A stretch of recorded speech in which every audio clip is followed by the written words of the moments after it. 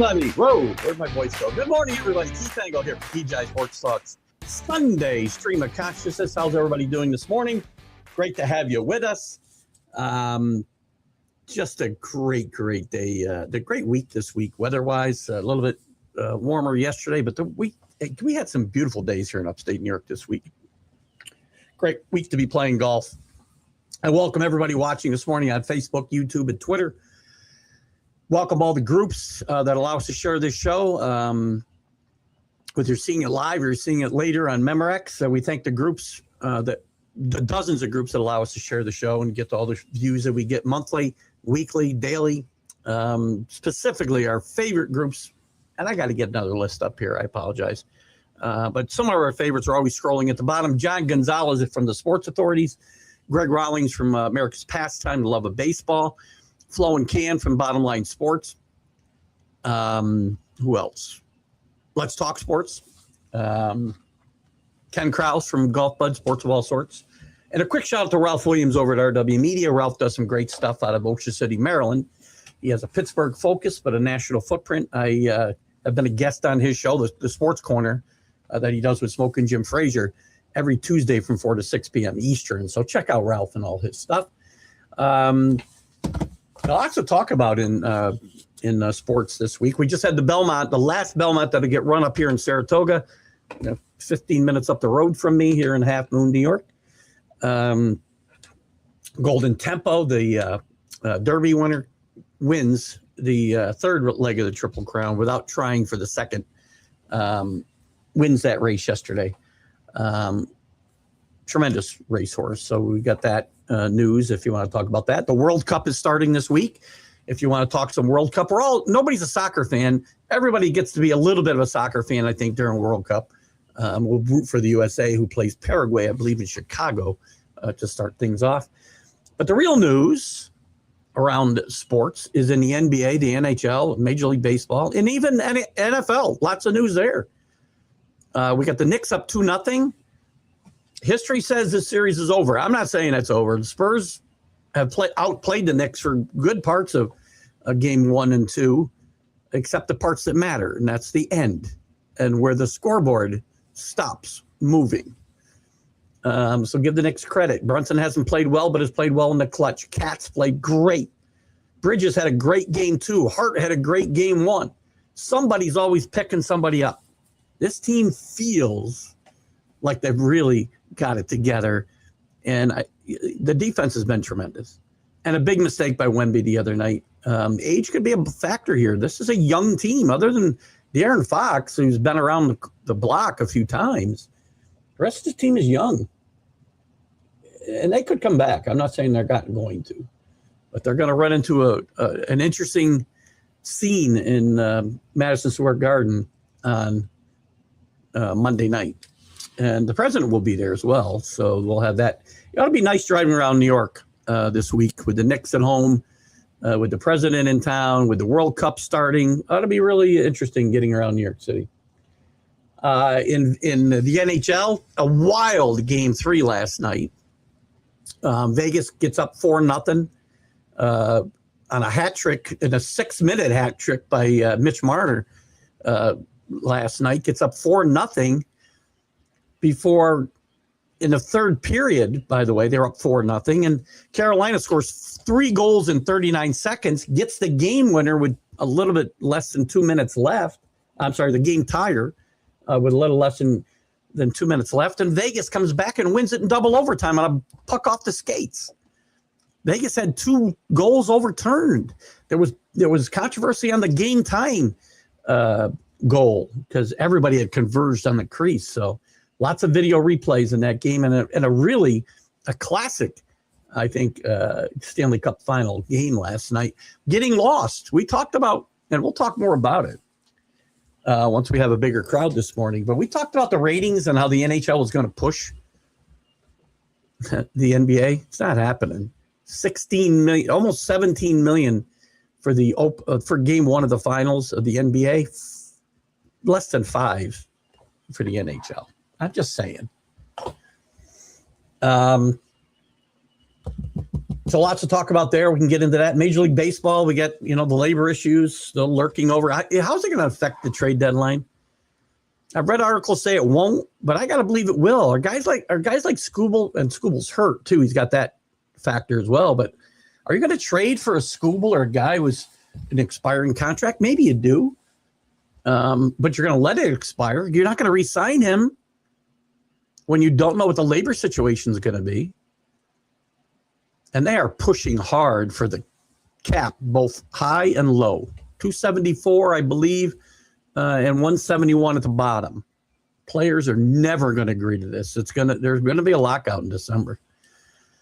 On the field news, Judge's injury, it needs to be talked about. 4 to 6 weeks at minimum. I'm guessing he's not going to be back till the middle of August, potentially. Can the Yankees pitching and defense keep them afloat while Judge is out? We'll see. This team has struggled to score runs with Judge. Christopher Sanchez has his 50 and 2/3 scoreless streak stopped by the Padres the other night. One of the longest streaks in baseball history. What was Hershiser? I think 59. Now the difference is, Sanchez was doing it pitching 6 innings at a time, and Hershiser pitched complete games every game. Ohtani's hot. Lowered his ERA the other night to 0.74. And he got his batting average after an atrocious start for Ohtani. He's up over 300 now. Playing much better baseball. Jason Mizorowski on maybe a friendly radar gun, but 103.7 the other night. Or yesterday, maybe it was. Tremendous. The Braves continue to play great baseball. Best team in baseball right now, the Dodgers included. For the moment. And there's some other news as well. NFL, we had the Myles Garrett trade this week. We had the AJ Brown, I'll get it right. AJ Brown trade, which was kind of dwarfed by the Garrett news. But this is interesting. The Rams, give off signals that they're all in. But then they used the 13th pick on the draft on a pick that will not help them the next 2 years. On a project. They could have got a similar quarterback, by the way, at any point the next 2 or 3 years. I know they need somebody to replace Stafford at some point, and they probably want to get a head start on that. They could have made a pick in the 3rd round and got a guy as good as Ty Simpson in my mind. Ty Simpson's not helping you the next 2 years. Every other move you've made, for McDuffie, for Garrett, you trade draft picks. You trade Jared Verse. Your signals are you're all in, except for the one where you didn't do anything to help yourself the next 2 years. I don't get it. The Bears look like they're on their way to Indiana, by the way. And also with the Brown trade, it kind of looks like Kayshon Boutte is going to be out of New England. He really stepped up, played great last year. He hasn't reported the voluntary, you can have both things, voluntary OTAs. And they have been shopping him, and he has been open to a trade. Watch out for Miami, an interesting interdivision trade, and the Raiders to get involved there. I would say keep your eye on that. In college sports, we'll look at the men's bracket. Crazy game with Georgia and Mississippi State yesterday. I watched a lot of that game. And the women, the softball, Texas wins for the 2nd year in a row over Texas Tech to take the NCAA championship. Great job there. Hello, Rick. How are you? The fastest pitcher I faced was we played Glens Falls one time, and I faced David Palmer, who in high school probably threw in the low 90s, that's fast for a high schooler, right?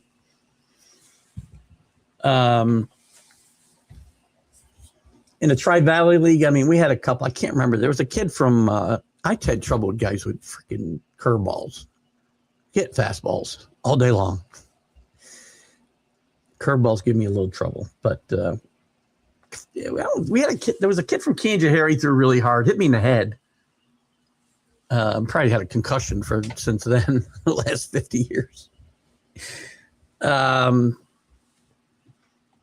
But we saw a Glens Falls team that had both David LaPointe and David Palmer.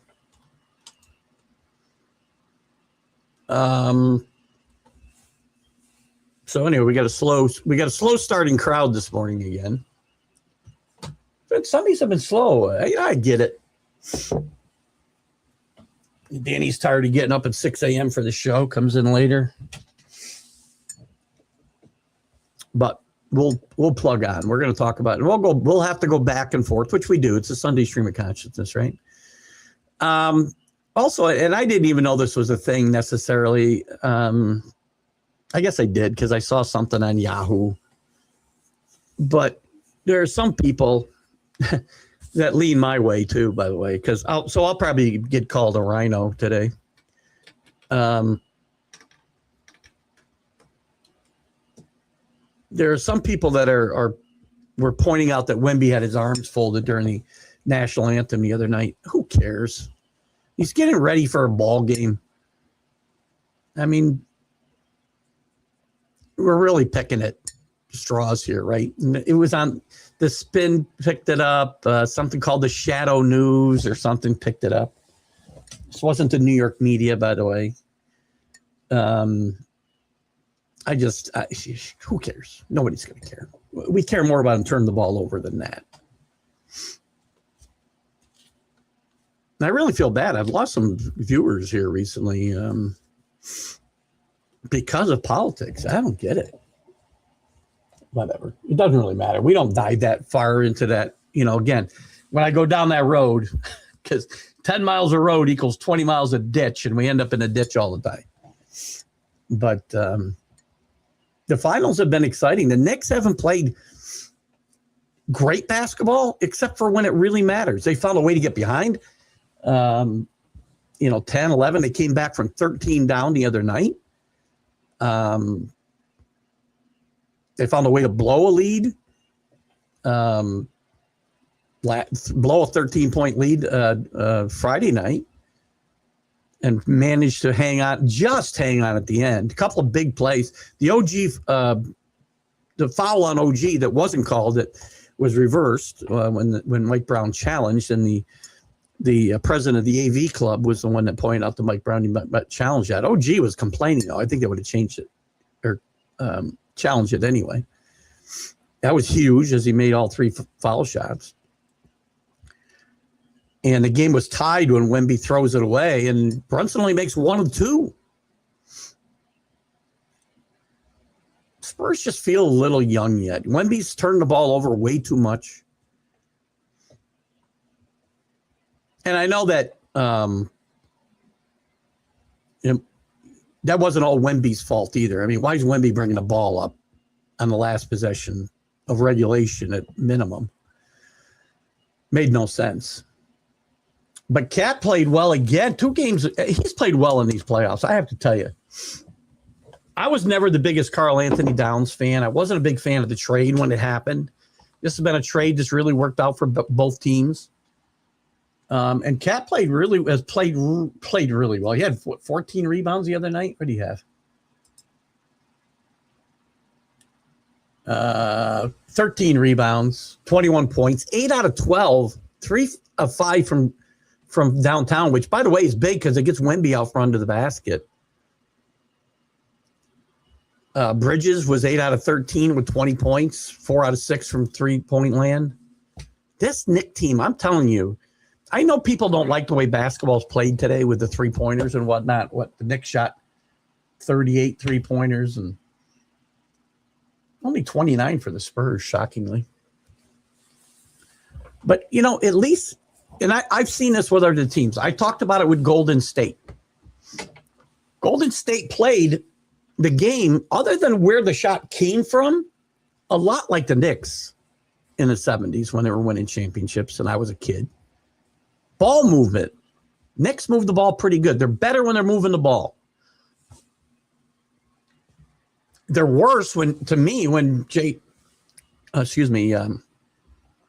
Brunson is just monopolizing the ball. They're better when he doesn't have to do all that. And he was only 7 for 25 the other night. He got 20. The first night he got 30 points off of 31 shots. Again, he has not shot well, but he's played really well in the clutch. A little bit more on the assist side. Friday night he had 6 compared to 2 in game 1.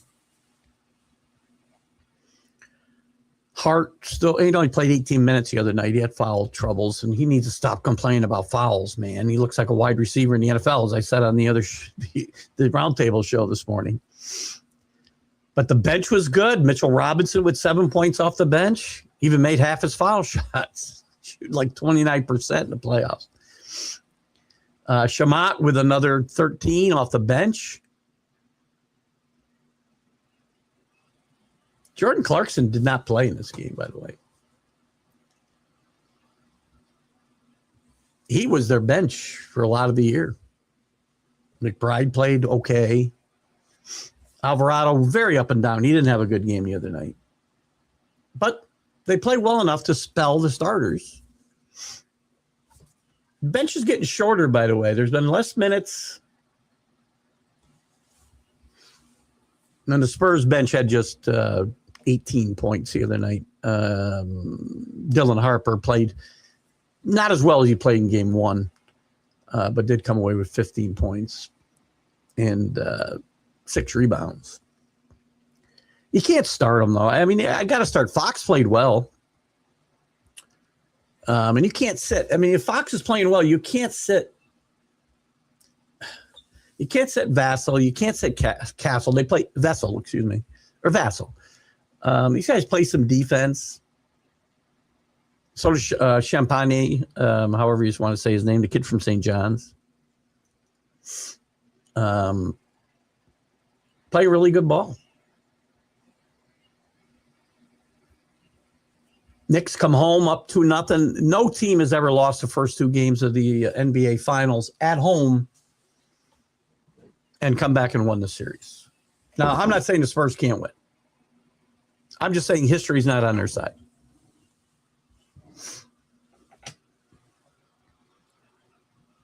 It's a good Spurs team. Again, you can make an argument that they outscored or outplayed this team, the Knicks team, a good part of games 1 and 2. But the Knicks have played better in the clutch. So the NBA and the NHL are right now, I mean, this is shaping up. Maybe it won't be a classic NBA series, but the Knicks winning for the first time in 53 years is one of the biggest stories in recent years. I'm sorry, it is. New York haters aren't going to think so, but that's fine. You can think what you want. The NHL is going to get lost in the shuffle here. I mean, it's going to be. It's been a great 3 games so far. Last night's game was nuts, as I said. Vegas with 4 goals in the second period, 3 by Marner, and they could have had 2 more. They were disallowed. One on an offsides, one on goalie interference. So, in any event, this is getting lost.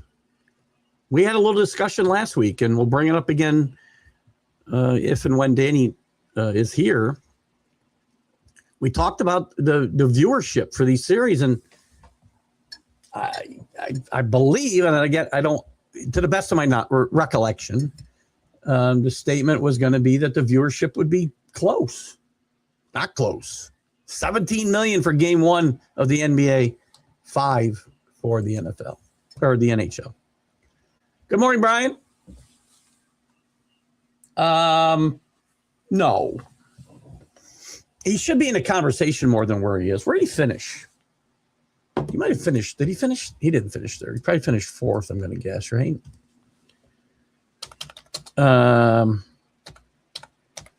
He should. Do I think he should be MVP? No, because I think Joker should have been the MVP and not SGA. Although SGA is probably the second, would have been second in my mind. Let's see. So SGA was 1. All right, so here he didn't finish 4th. So should he be considered for the MVP? Absolutely. Should he have won the MVP? No. Although, I mean, if you take Jalen Brunson off this Knicks team is probably not winning 50 games. They're not winning 45 games. They're not in the NBA Finals, which doesn't really count. We should not vote on these things till the season's over, in my mind. But the fact that he didn't finish in the top 10, or what do we have listed here? At least the top 8. So Wemby was 3rd, Jokic 2nd, SGA 1st, Luka was 4th, Cunningham, I got no argument there, 5th, Javion Brown, Kawhi Leonard, Donovan Mitchell.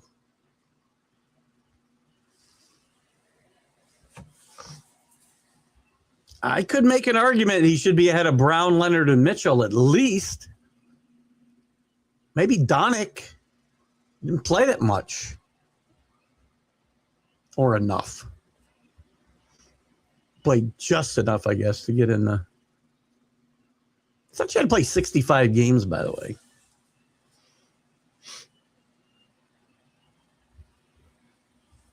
I guess it's the injury thing comes into play, right? With him and Cunningham. So to answer your question, Brian, no, he shouldn't be the MVP. Yes, he ought to be considered a little more than he has been.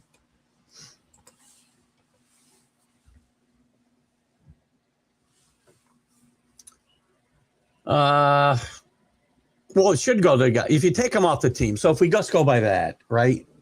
Without SGA, and actually SGA shouldn't win because if you take him off that team's still probably, it's going to be a playoff team because they're deep. He's a great player. I know a lot of people think SGA is overrated. I don't. But that team is a lot better than some of these other teams too. If you take Jokic off of the Denver, what do? They're not in the playoffs. Same with Wemby.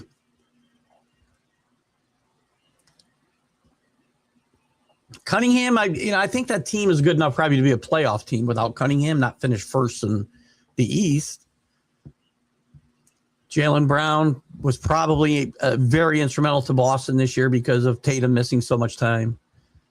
Kawhi Leonard, again, it's not a good team. Players on bad teams shouldn't be the MVP. We could have a Player of the Year award.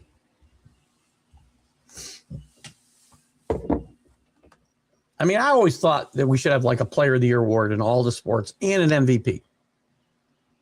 I mean, I think back to some of the MVPs in baseball. Andre Dawson winning a National League on a Cub team that lost like 97 games or something. How? So if he wasn't there, they would have lost 110. You're absolutely right, Brian. It should go to the player who, if you took him off the team wouldn't be as successful or be successful, not as successful, because bad teams could enter into it. But I also think it ought to go through the playoffs.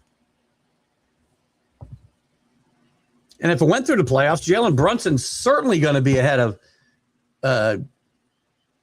probably be ahead of a lot of these guys. I mean, if you take it through the playoffs, and I don't think SGA's winning. And Jokic's not going to jump up. Neither's Luka. Wemby moves up. Mitchell probably moves up, even though he didn't play that well, I don't think. But Jalen Brunson is going to be in the top 5 at least. Should be in the top 3 if we take it all the way through the playoffs. Because what's a regular season MVP mean? I mean, if you have the best team and you get swept in the first round, which doesn't always happen, right? But what's that MVP season worth? Good stuff, Brian. Wemby was off that team and they were still 8-3. That's a good call. Cade off the Pistons 11-3. I'm surprised that The only one I'm surprised at right now is the Spurs were 8-3 without Wemby.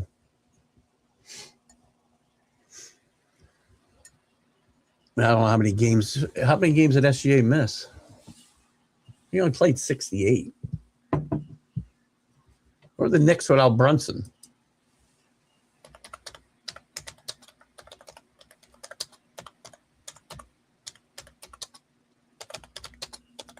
Let's see. Oh, I got to add this up myself. You can't give me the games. So the Knicks were 3 and 1, 2, 3, 4, 5. They're 3 and 5 without Brunson. Okay. How about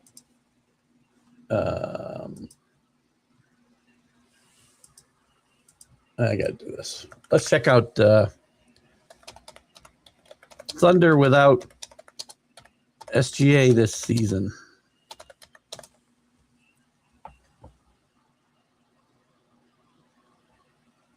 No, they averaged 8-6. 8-6 they were without SGA. So not as striking as Wemby and Cade to the Pistons and Spurs, but still, Jalen Brunson, Knicks are 3 and 5. You think the Knicks are? I'm not sure the Knicks are in the playoffs. They certainly aren't in the finals. Again, I've talked in glowing terms about how everybody stepped up around Brunson as he's struggled a bit here in these first 2 games of the playoffs, other than crunch time. Hiccup, sorry. But, I mean, if it's just Towns and Hart and OG, now OG would be a much better player. I shouldn't say that. Not better player. OG's numbers would be more eye-popping if Brunson wasn't on his team. But who'd be running this team?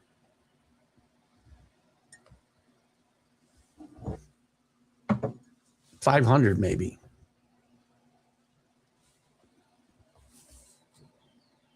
Maybe. Yeah, Jokic finished second, so he's there. But for Brunson not to finish in the top 8, as I said, I'm guessing he must have been in the top 10. Let's see, that was from the. Let's see if I can find what this goes further. Now everybody's got the same. I don't think he's finished. He should have been in the MVP conversation the last couple of years, and he's not even in the conversation. That's my problem. Right? I've said this a bunch of times on this show and other shows. Doesn't get the respect that he deserves. He's a great player, man. Clutch time. You know, we talked on the roundtable show this morning about Wemby, you know, changing the trajectory of shots and whatnot. The one guy who can do that and really does it well is Brunson. I've seen him throw a couple up that were rainbows. He adjusts on the fly very well, especially in the crunch time. I didn't know you were a Nick hater, Brian. 100%. Thank you for that. I always like when the Nick haters give us some love. I think it's a New York thing for you, Brian. I'm not sure. But and I have to point out, make sure you understand, I'm a New York fan. Where I live is not New York City, man. Nothing even close. I mean, we might as well be in the Midwest. You get upstate here, it could be Texas. So, which is the Southwest, I understand.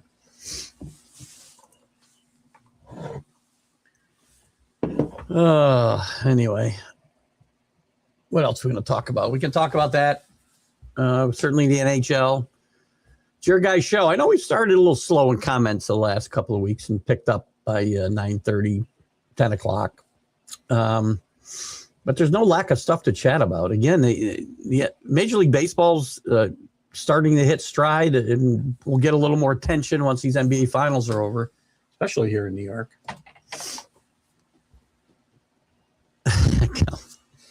But by the way, once you get to Westchester County and towards the city, it's seriously, it's like two different states. Problem is, we got too many people downstate that are running things in this state. Too many downstaters in Albany making decisions that take money out of my pocketbook. Hello, Matt. Good to have you with us. As you know, Matt is my guy. I got to show the Jerry Kenny card again. I got this beautiful Jerry Kenny card from Matt. He's a man. Sends me some Yankee and Patriot cards from time to time. Yankee fan out in Orange County, California. Now, you guys have a crazy voting system out there, by the way. The primaries are basically run to set up runoffs with no regard to party. I mean, you could have two Democrats or two Republicans run against each other in the fall based on the primaries, right? That's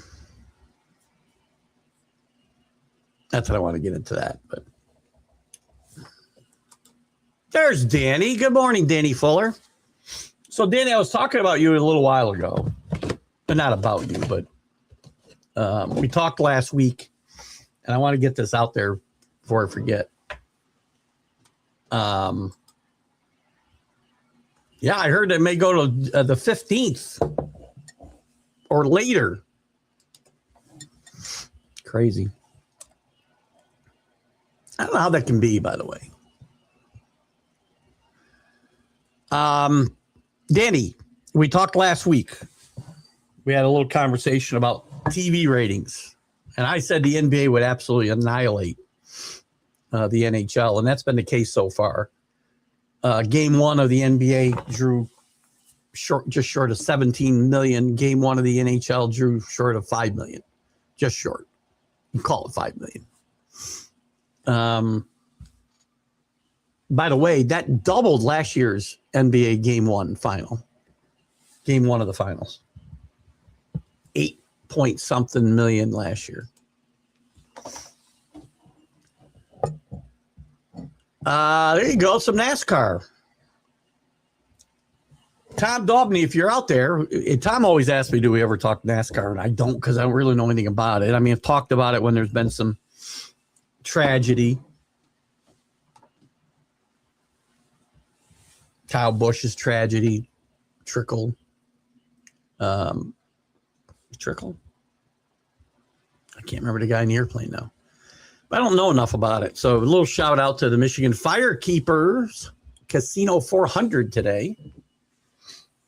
NASCAR has taken a dip, though. Am I wrong, Brian? Brian, I don't know if you follow it or just showing love to your home state there. But from what I gather in reading, general stories about sports and NASCAR specifically, is that NASCAR's popularity has waned quite a bit the last few years. It was huge here in New York and obviously throughout the state or throughout the South. I'm sure it's still big. But I think nationwide, I think TV ratings are down. And I've never understood why they play their Super Bowl like the first week of the season, basically. The Daytona 500 is the biggest race. I'm pretty sure. And it's like the first race of the season. Oh, it never made any sense to me. And I can't keep track of their point systems and all that. Denny Hamlin's on the pole sitter, and he'll even though he'll start last due to car issues. I don't understand. Did he get put back because of irregularities with his car or something? I'm not sure how you can have won the pole but be starting last. See, I know a little bit about sport. I can talk the language a little. But am I right about it waning? in interest, vis-a-vis the TV ratings and whatnot. What else did I want to point out for Danny? Danny, by the way, I did give your Dodgers and Ohtani a quick shout out this morning. Ohtani the other night lowered his ERA to 0.74. Tremendous. Lowest in baseball. That would be the lowest ever for a starting pitcher if it were to stay there. And he's after an atrocious start. I don't know where his power numbers are right off the top of my head, but he's at 300. First time all year. So exactly, he had some irregularities with this car. Max says, ever since NASCAR went to stages instead of just racing one race, I lost interest. Didn't help my driver, Martin, retired. Yeah, I guess that's one of my I did watch when I was in the beer business, and I was in that business for like 20 years until 2002 or so. I was with one of the biggest course distributors in the country, and they sponsored a car. So, I would watch the races because guys were interested in it. And I had a little interest. I knew who the guys were, right? I knew who the big races were. I knew who Dale Earnhardt is, Dale Earnhardt Jr., Darrell Waltrip, Michael Waltrip. Go back to Petty and Pearson and Allison. I know all the names. My dad watched NASCAR before it was huge, right? 70s, 80s. Jeff Gordon, I know, obviously. But they changed these weird, as Matt said, these stages and not racing a race. I don't understand the point system and how they make these guys winners. So. Brian is talking about the fact that Matt's correct in his assessment of NASCAR. If you're out there, Tom Dobney, pipe in. This is the time to do it. I should tell Tom if he wants to talk now. I'll talk any sport anybody wants to talk about, and I'll figure out something about it. If guys are coming and showing interest, I'll learn enough about it to talk about it semi-intelligently. Tiny won't get enough starts or innings to win the Cy Young this year. Just my opinion. He's already pitched more than I thought he would early in the year, Danny, though. And who knows what they look at for this anymore, right? Because we can't look at wins. Innings still have to come into play, and they use all these metrics that don't matter to me. I mean, to me, there's little doubt that he's the best pitcher in baseball right now.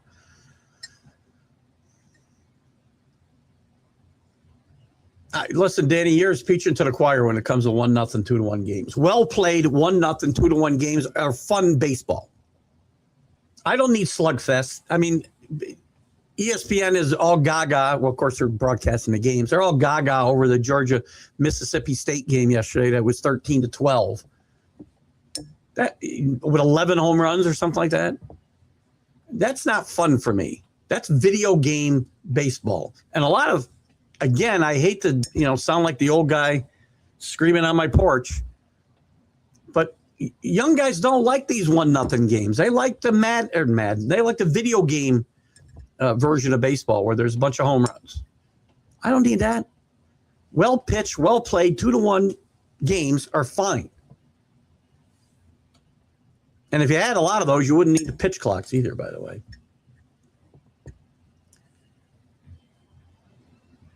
And you were at the game. Sorry, one more thing. So Danny was how? I think I saw. Did I see a picture of your seats? You were there early. I know you usually send a picture, and I can't remember if I saw it or not now. But there's nothing like being at a really good, well-played baseball game. I got to tell you, too slow for a lot of younger people. But sorry. Brian lost interest after Dale Hart Sr. died at Daytona. I remember that very well. I was still in the beer business then, I think. I want to say around, what was that, 2000? Brian? I remember that because haven't watched races for a lot of years and seen a lot of highlights, obviously, of crashes. That would look like one of the least violent crashes I'd ever seen in any race. And they weren't wearing I don't know what they call that, whatever they put around their head and neck now. They hadn't used that yet, but I guess it was just enough to break his neck. So sad. It was a sad day.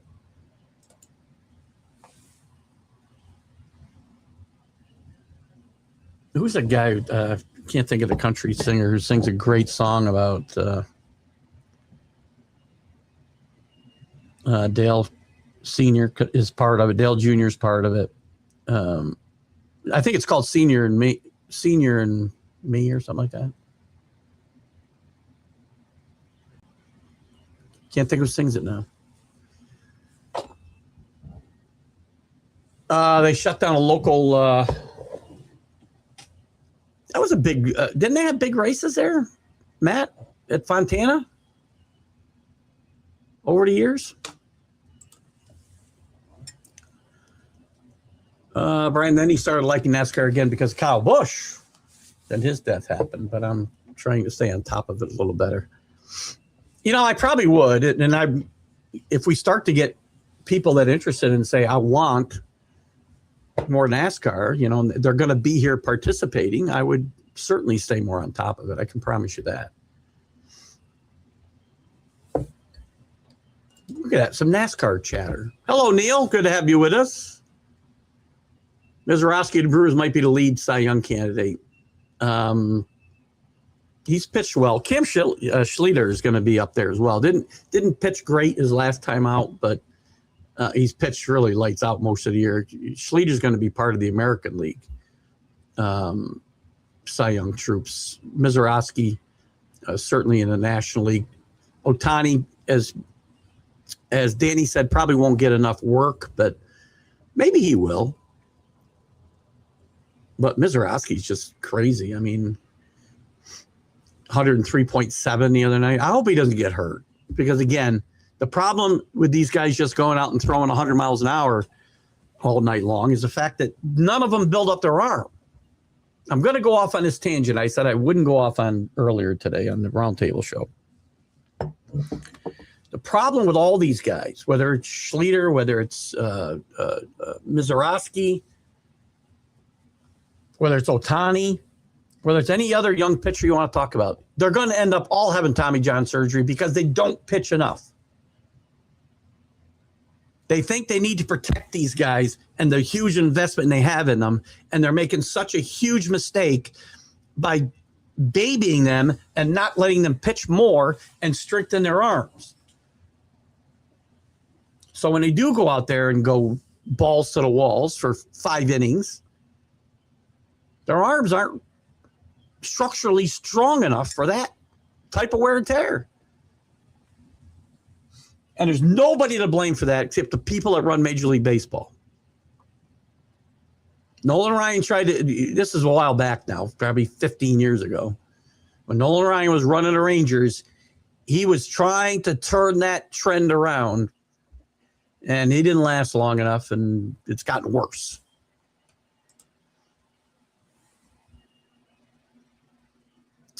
Neil with a shout out to the LPGA today. Nelly Corda tied for the lead. Is there a connection, a personal connection there, Neil, of some kind? I don't watch a lot of LPGA. I did see that Michelle Wie probably played in her last Open. Michelle Wie West. I didn't realize. I found out this weekend she's married to Jerry West's son. But she hasn't played a lot. She, again, was a child prodigy, if you will, who maybe never really hit her stride because you're supposed to too soon, too fast. But she played what likely will be her last 2 U.S. Open rounds, maybe even competitive golf rounds, as she's focused on her family. She hasn't played much. I don't think she played in the Open in like 6 or 7 years, maybe. But you do have a little connection there for that shout out, Neil? 2001, it was That makes sense. I'm trying to think. I knew where I was living at the time, and I moved in 2001. And I knew I hadn't moved yet. So I thought it might have been 2000. But thank you, Danny. Thank you, Brian. Is that Eric Church? I feel like Eric Church, Neil. I just saw Eric Church, and I don't remember him singing that song. Maybe he did.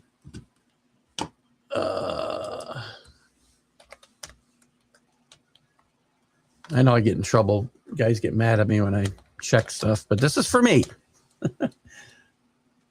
Dale Earnhardt, country song. I need to know the name, too.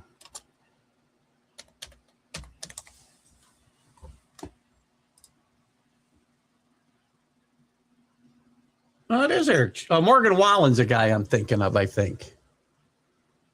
They do mention Eric Church here, though. They recorded a collaboration, number 3 and number 7. That's not it. Yeah, I'm thinking of a different one.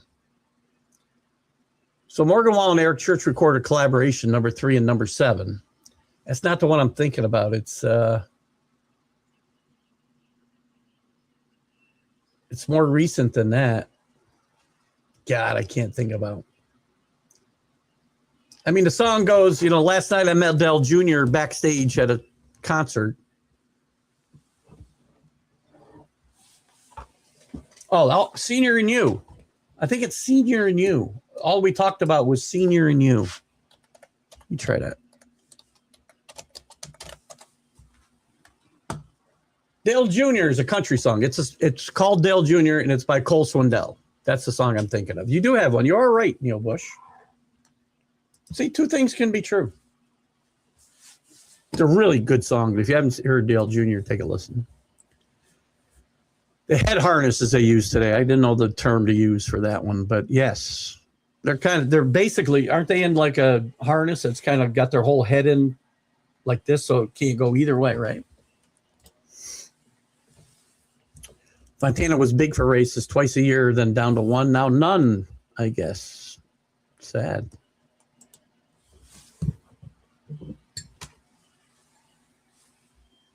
I don't know about Talladega.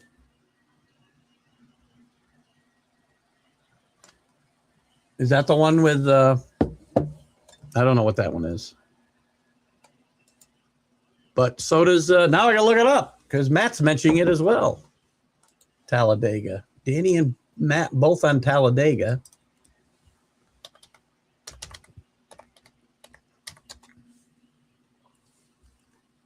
Talladega Nights. That's a great song or movie. Talladega Nights was awesome. The Ballad of Ricky Bobby.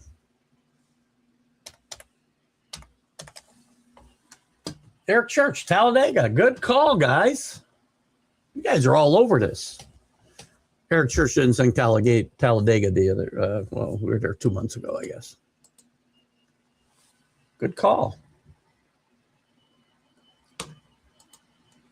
Good times at Fontana, nothing like being there live. I've never been to a NASCAR race.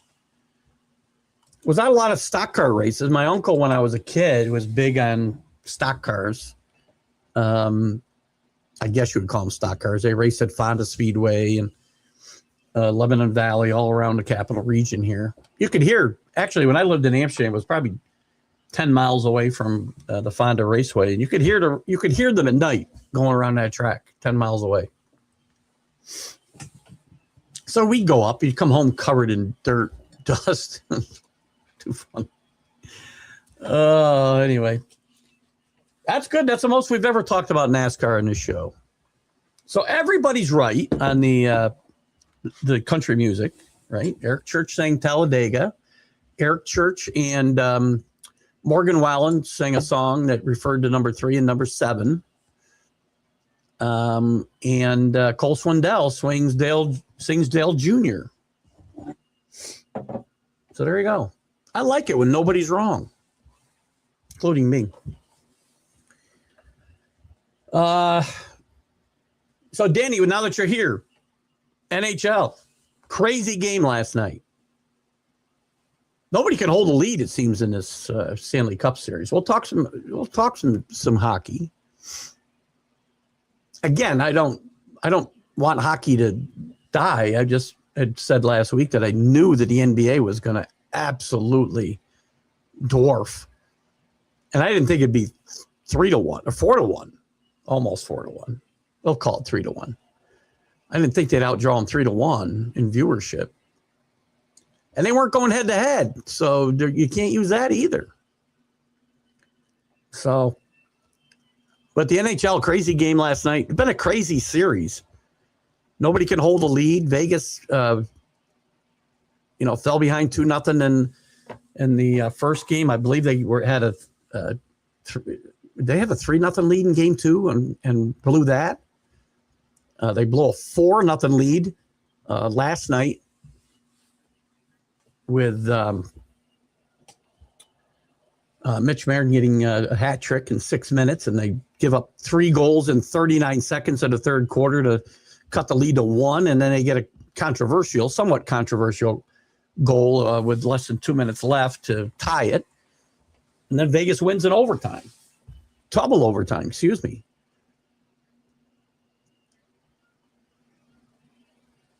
Two nothing in game 3. That's fair.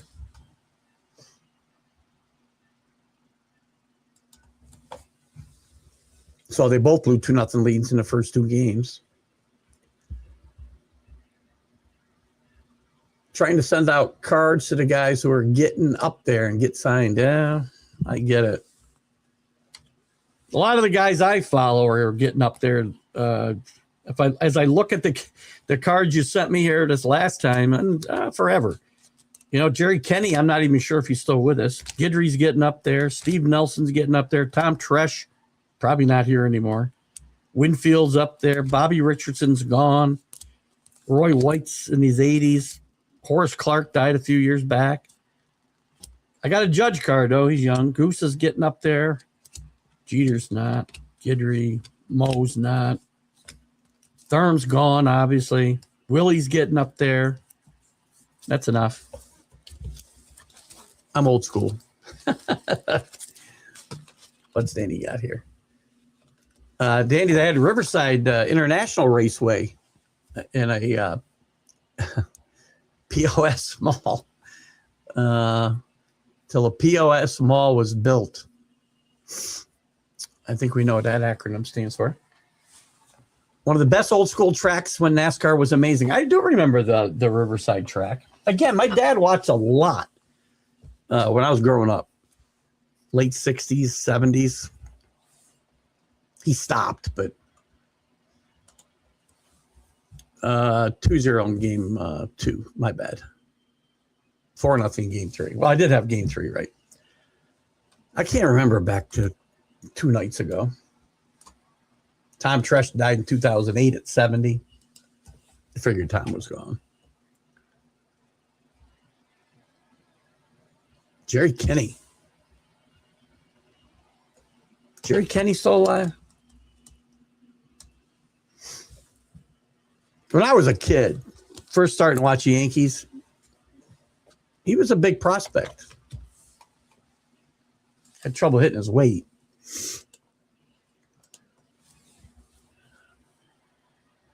Send your card to Judge. He's going to be out 3 to 6 weeks.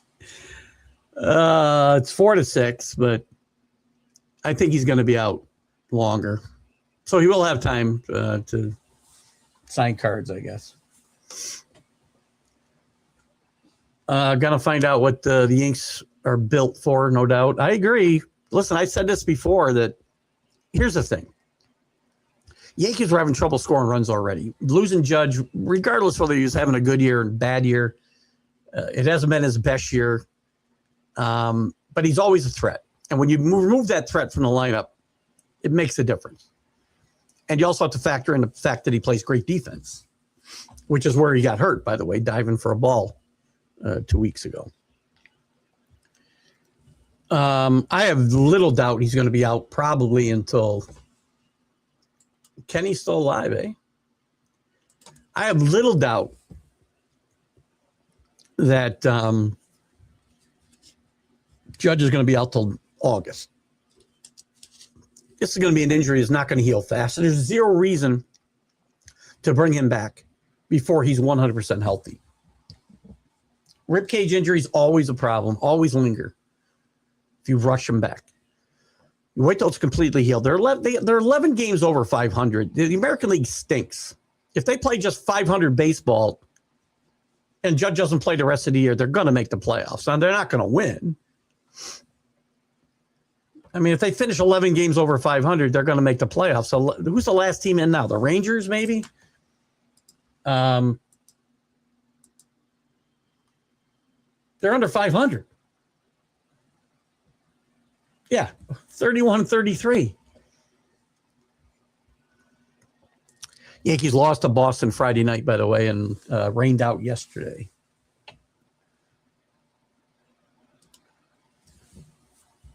But we will find out what they're made out of, Danny, because they have to find a way to manufacture runs. Aaron Boone cannot sit in the dugout and wait for 3-run home runs. Got to manufacture some runs, and he's done a little bit of that the last couple of weeks. Pitching's got to hold up. The starting pitching's got to hold up, and the bullpen's got to be better. Neil Bush. Mercer started the season at third base, Kenny in the outfield, and they switched a couple of weeks into the season. Yes, they did. Bobby Mercer played some shortstop, played before he became a fixture in center field, played shortstop, third base. Roy White came up as a second baseman. Mercer's my guy. I got a bunch. Got this one right here. There's my boy. Bobby was my guy. Had some great conversations with his wife, his widow, Kay. Wonderful lady. Hello, Paul Spada. Good to have you with us. Keith, American League states that what I've said about saying about the NBA East until about 2 weeks ago. What happened then? Remember I said the West had 3 best teams in the NBA? I do remember that. Changed my tune when I had a little breakdown after San Antonio. I did a little breakdown. I did have a breakdown. Okay series, as you know. Listen, this team's won 13 straight games. What, 8 in a row on the road, I think? 7 or 8 in a row on the road. You got to believe, man. To steal Tug McGraw's line, you got to believe. And I know the competition in the East was not as strong as the West. I will not put up a single argument. But it isn't like there was nobody in their way. And it isn't like they were just getting by, because they were dominating teams. And it was a matter of whether they were going to, if they had really found that next level, or whether it was a mirage. And look, they haven't played great. Well, I shouldn't say that. Part of the teams played great each game. Brunson's only been, other than clutch time, which is the most important time, by the way. As I said, you can make an argument the Spurs have outplayed the Knicks a good part of these first 2 games, except when it matters. Brunson's been really bad, kind of, except for crunch time. When it matters. But somebody's also been there to pick him up. Towns has been tremendous the first 2 games. Bridges was great in game 2. Hart was great in game 1. Shamat's been steady off the bench. There's always somebody to step up.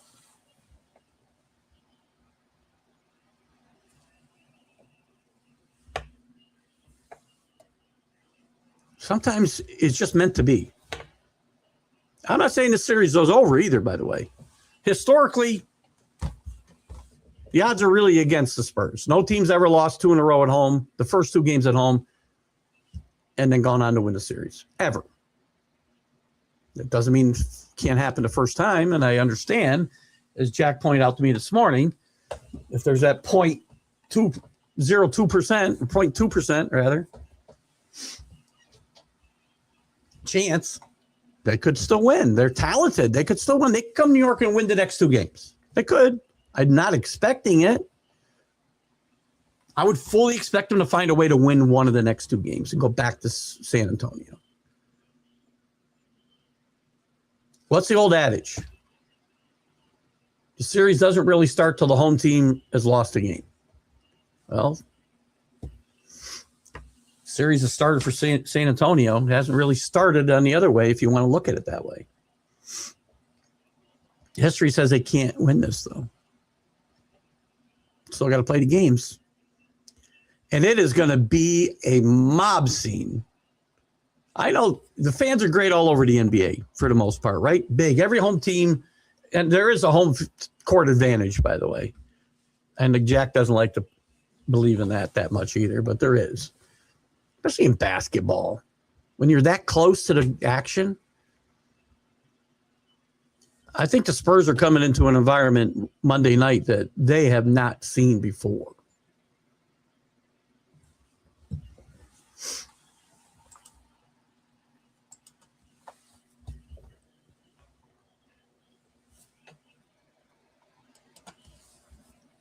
I've already figured it out.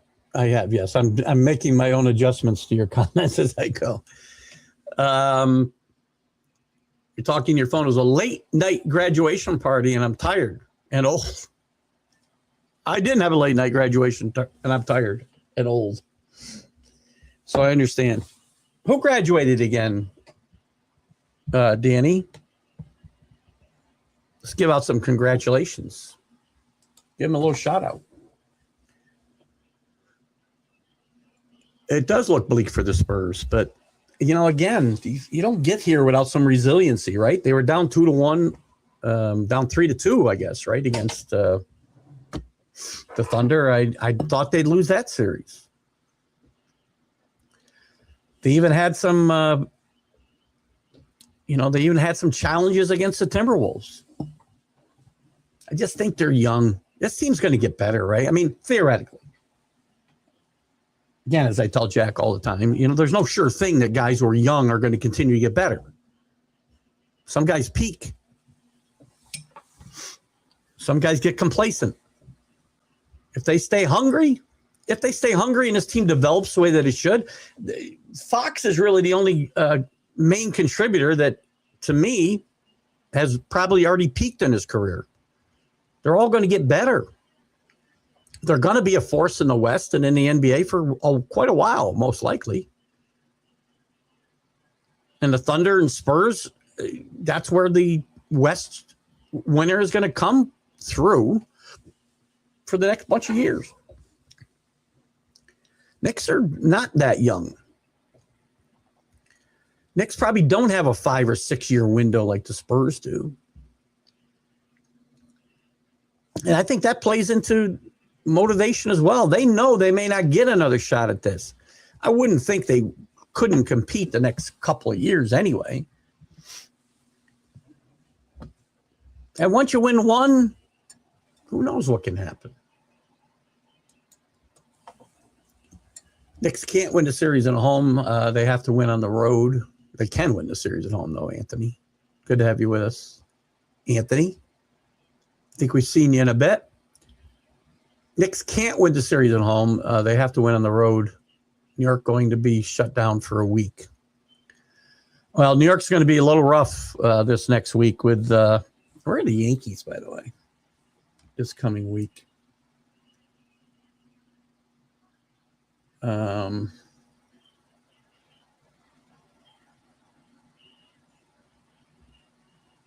Let's see where the Yankees and Mets are this coming week. Hope they're on the road for their sake. The Mets are home. Yankees are in Cleveland. But the Knicks are home. The World Cup starts. The president will be in town on Monday. It'll be nuts. But they can win this series at home, Anthony. If they sweep the next 2 games, the series is over. I fully expect the Spurs to find a way to win a game in New York. I do think this series will get back to San Antonio, but my head says that. My heart wants them to end it Wednesday night.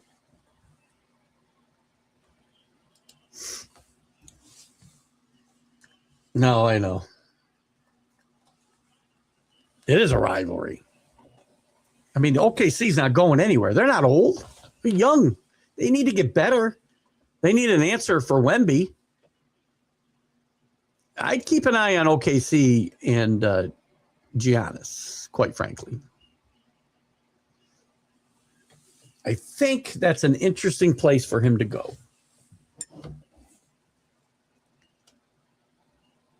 And if I'm San Antonio, I'd be talking to LeBron.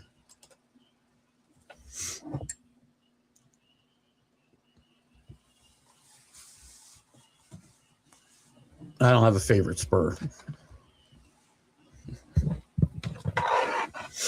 OG's really my favorite Knick, by the way.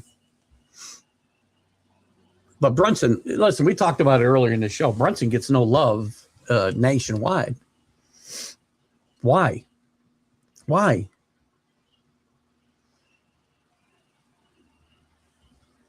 Didn't finish in the top 8 in the MVP voting. How can that possibly be?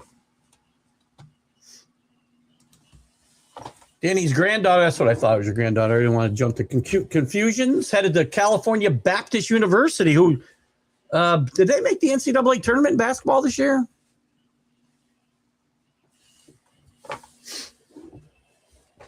Congratulations to Lillian. Off to University of Higher Learning. Do me a favor and go have a conversation with all of her professors, would you, Danny? Just saying. There's a nut job here in Columbia that, oh my God, I didn't want to get into it. Hello, KCBS. How are you? Good to have you with us this morning.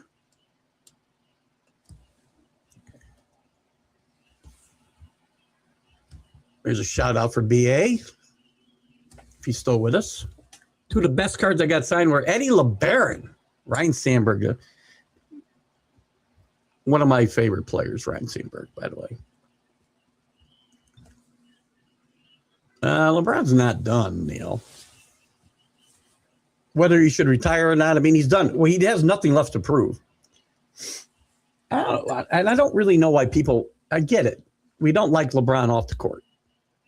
But if you watch LeBron play this year, or certainly in the playoffs, LeBron's not done. LeBron's not, going to single-handedly lead a team to the playoffs. He doesn't need to. He needs to find a place. And Lakers are probably going to try to bring him back at a reduced salary. Is what's going to happen. But if I'm LeBron, I'd be weighing my options about where's my best chance to win. If I want to win one more time, I'm doing one of two things. I'm going back to Cleveland, do it one more time,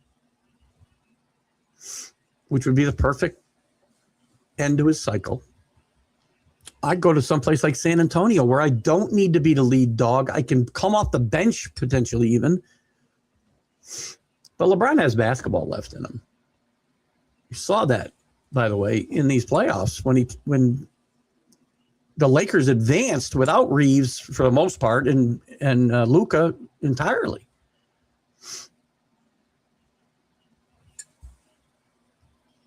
But if we want him to go away, listen, we get fatigued with players just like we do with politicians and actors, right? You get fatigued because that's who gets talked about and you just get worn out by them. I get it. You can't say LeBron can't play anymore.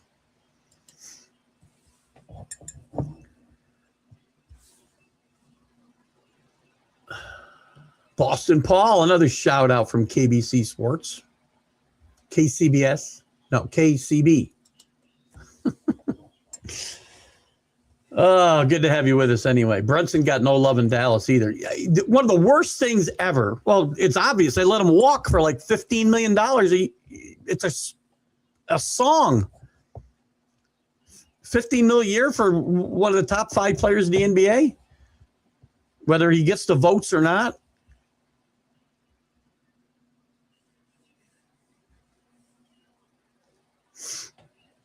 Imagine, and get nobody back. They didn't just let him walk. They didn't get players for him. Imagine him down there playing with, of course, if they had Brunson, they would never got Cooper Flagg. But can you imagine him playing with Cooper Flagg?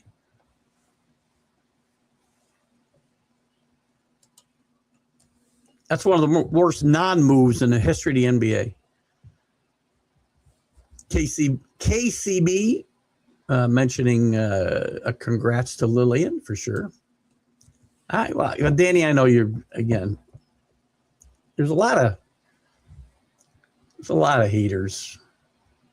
And I get it. When I say haters, I don't mean that in a disparaging way. It's normally meant. I get why people don't like LeBron because of the off the court stuff, some of the flopping. He's not done. I mean, what are we watching that what are you seeing that tells you that he's done?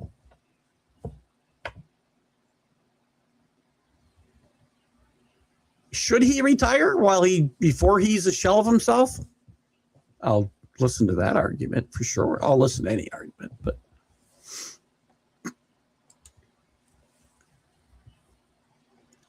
guess who? Wemby and Duncan. Are you saying pick one? I did this last week. I took Tim Duncan all day long.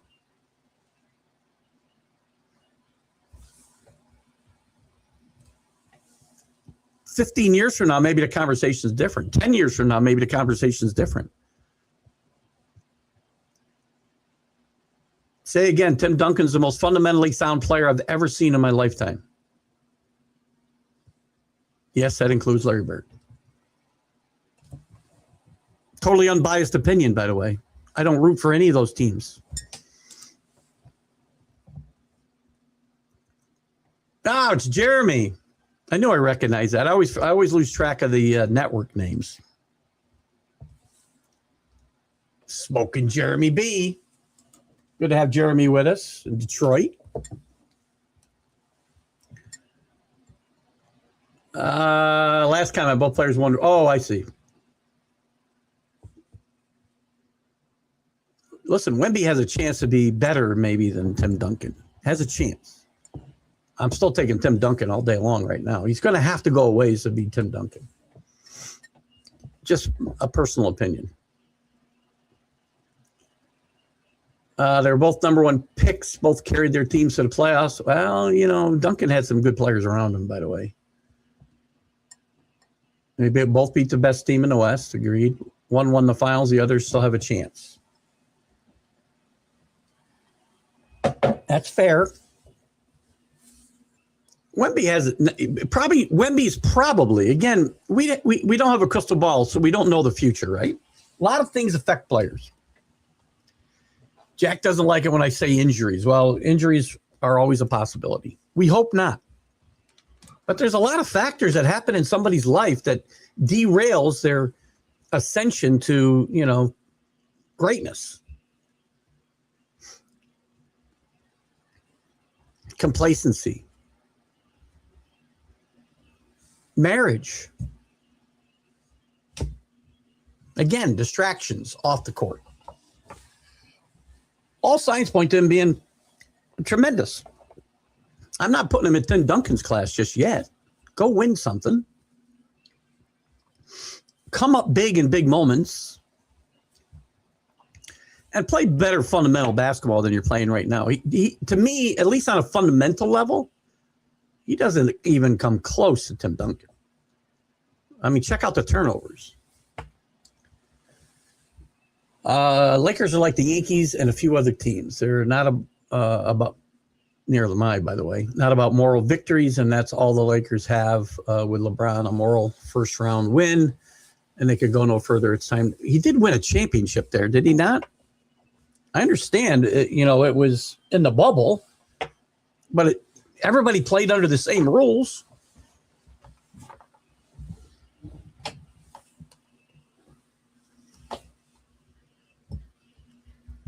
Now, if I don't disagree necessarily. I don't think the Lakers shouldn't let him go.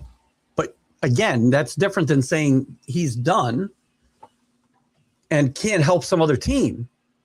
Again, remember, LeBron took a huge step back. He wasn't carrying this team before the playoffs. And I agree with you 100% about moral victories. I'm not a moral victory kind of guy. As you know, from my dislike of the way Aaron Boone has not gotten the Yankees over the top in 10 years. But there's different levels of that, right? I didn't feel that way about Tom Thibodeau, obviously. But LeBron had taken a step back when the Lakers were playing really good, close to great basketball the last third of the season before Luka got hurt, before Reeves got hurt. LeBron had kind of taken a step back and accepted his role as the third wheel. If he goes to San Antonio, I'm not saying that's going to happen. I just think it would be a great, great fit. But this doesn't do anything to tell me LeBron's done. Now, whether the Lakers should be done with him, that's a different conversation. I'm not saying it's wrong. This wasn't necessarily working with Luka and Reeves. Now, the argument could be made when they were healthy at that last third of the season, it was working. And it would have been very interesting to see how the playoffs play out. Lakers might have been more of a factor against the Thunder or against the Spurs or however it shook out if they were playing at full strength with those guys like they did the last third of the season. Maybe they wouldn't. I don't know.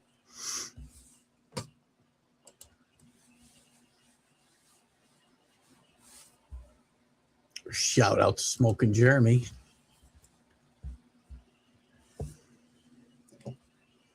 You need booze when you're listening to me. What do you think's in here? It's coffee.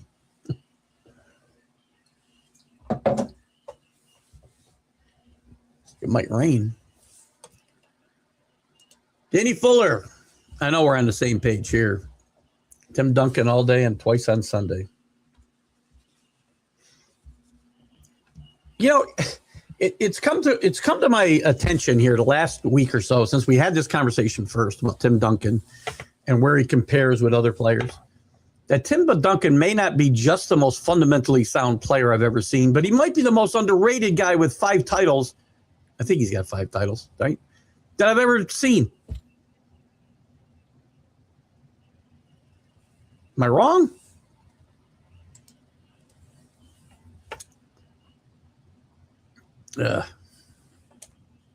Tigers, though, listen. Jeremy's a Detroit fan, obviously. Let me take a look. I looked at this Friday. I'm not the biggest Glaber fan in the world. If you've watched my show, you have come to that conclusion. What have they done recently? Well, you did win 4 in a row against the Rays and the Mariners, and you lost to the Mariners yesterday. So you've been playing better baseball.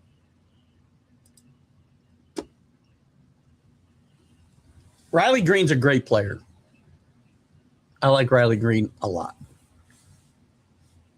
But McGonagall's come back to earth a little bit. I think he's going to be a great player, but he's come back to earth a little bit. Torkelson's been a complete bust. Dingler's got some pop, but doesn't hit enough. Cole Keith, I don't know. He's what they expected him to be. Who else? Their top players. Verling's been bad. Torrey's up to 278 now, but still his OPS is, 770. It's not terrible. I mean, he's only got 7 extra base hits, though, and 130 at bats. That's not great. Kerry Carpenter's killing him at 237. A little bit of pop. But if your pitching doesn't get healthy, and I like the Tigers. Don't get me wrong, Jeremy. I'm not beating up on the Tigers because I picked them to win this division again. I think you got one of the best managers in baseball. I thought you had one of the best pitching staffs in baseball. But injuries are just mounting, right?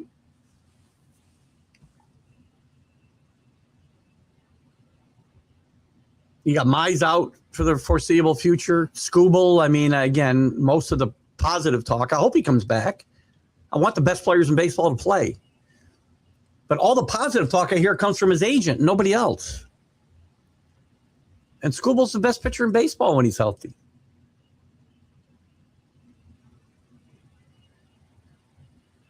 Flaherty hasn't pitched well. He never pitches well until he gets to the playoffs against the Yankees. World Series against the Yankees. Matt, reason I'm not following the NBA. Players jumping ship. Today's era only interested in three-point shooting. Flopper LeBron was 20-point average. I'll give him that. Flopping is a problem in the NBA and has been for a while. I really think they ought to find a way to cut down on that. Again, I've mentioned maybe they need to put in a rule similar to soccer where you get I don't know if I think it's a yellow card when you flop once, and if you get another card, you're out. Make it a foul, make it a penalty to flop. Some of these guys are egregious, man. As far as the three-point shooting goes, I mean, if you're just running down the court, throw up a three-pointer, no, I don't like that, Matt. But when you watch teams, and I talked about this at the top, you may not have been here, but the Knicks look for an open three-pointer. There's a lot of ball movement there. I think the Spurs do it a little bit too. Not quite. I don't think they do it as much as the Knicks. But you go back to Golden State, and they're really good teams. They moved their ball movement to me was very similar to the Knicks in the 70s, except they weren't looking to get the open 15-footer. They're open to get the open 22-footer. That's the game today. I get it. But there are some teams. The Knicks play tremendous defense too. A lot of their offensive runs have been jump-started by the defense. They play great defense throughout this playoff series.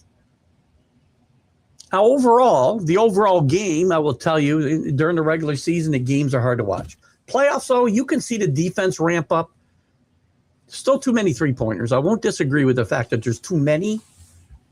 But to me, it's how you set up those three-pointers. If you're just running down, taking a three-pointer with 20 seconds left on the clock, well, that's just stupid. But when you're running a designed offense to get an open three-pointer, it can be a thing of beauty if you let it be. And if it's done right.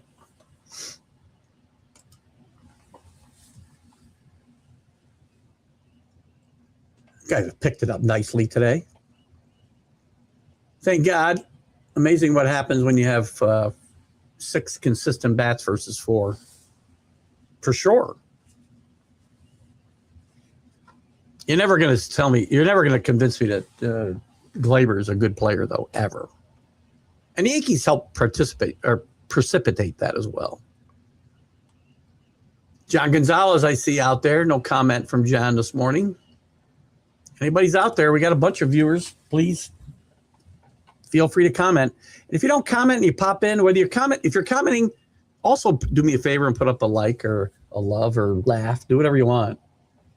If you think the show's laughable, put a laugh up. If you just pop in, you don't comment, do me a favor and put a like up. All good for the show.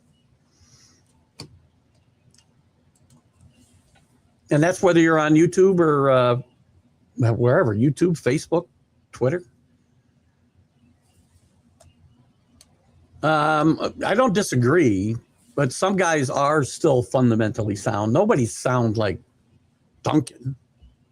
And listen, Bird was a great player. We had a debate last week about Duncan and Bird. And I would still argue that Duncan's more fundamentally sound than Bird, but Bird was a very fundamentally sound player.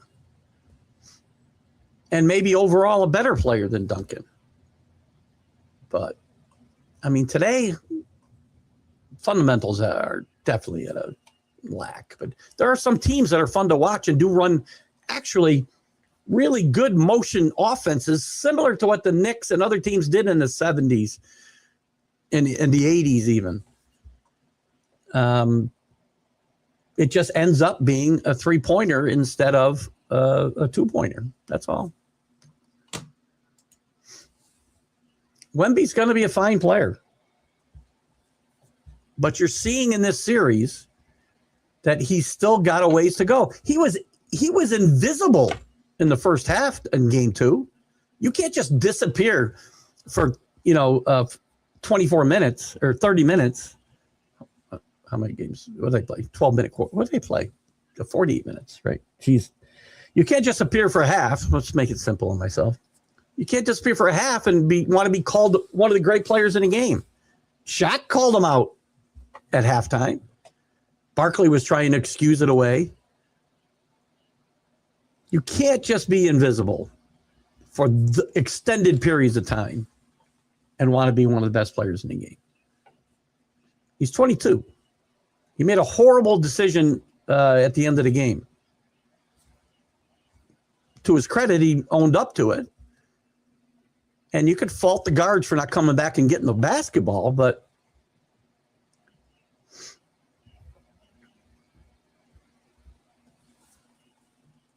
nothing against Wemby. He's 22 years old.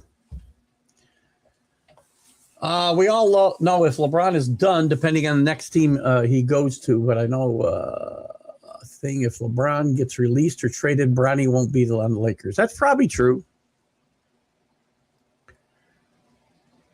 And listen, one of the things I hold against LeBron is what happened with Bronny. I've argued this forever with guys that, we'll never know. It's entirely possible Bronny's this player and nothing more.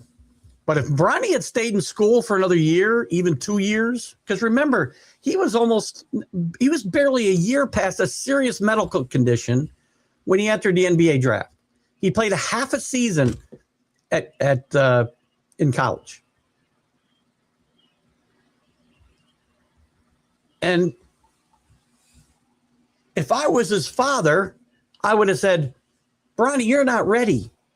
Stay in college another year. Stay another 2 years. The NBA will be there.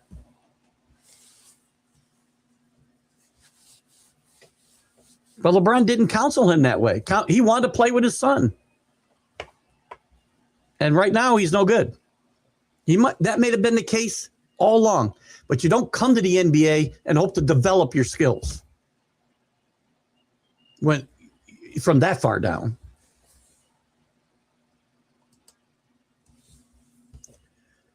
You did say Nixon 4, and I did kind of poo-poo that, but it's possible now.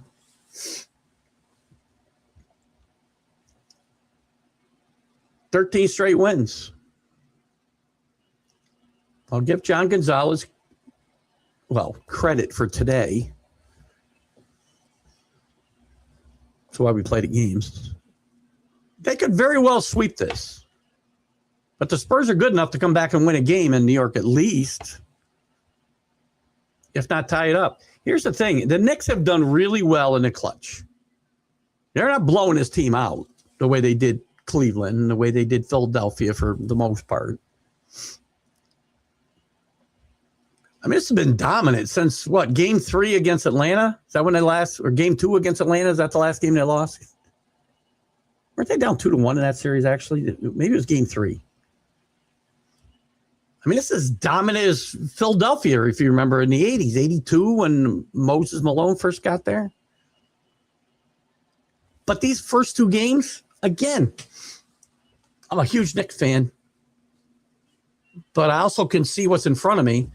And there's been huge stretches that the Spurs have badly outplayed the Knicks, except when it matters in crunch time and on the scoreboard. The experience of the Knicks against the inexperience of the Spurs really shows up right now. Now, with all that said, the Knicks might very well sweep this, John. And I think it would behoove them to do so. Don't give teams any life. When you have them down, you put your foot on their throat. You don't let them up.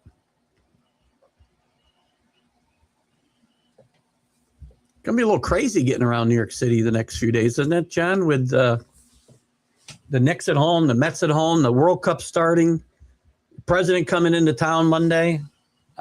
I think I'd want to be home and not out on the roads. Tim Duncan, and before that, David Robinson. David Robinson doesn't even compare to Duncan in my mind, or Wemby. Well, maybe Wemby. Robinson was a fine player. Don't get me wrong. But I don't feel that David Robinson, he never won, did he, without Duncan? Just saying. Both great players, but Duncan, listen, Duncan's maybe the most overrated player in the NBA, at least since I've been watching, maybe in history. John gives a shout out to the West Coast legend, Danny Fuller. Danny, I can't help but notice no comment on the ratings, the TV ratings for the NBA versus the NHL, by the way.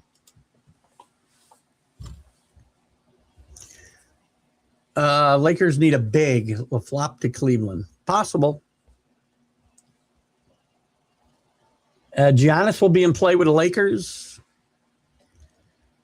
I think Giannis is in play in a lot of places, by the way. I don't think it'll be New York. It might have been if they had flopped in the playoffs. You might have seen them blow things up a little bit anyway to try to bring Giannis here.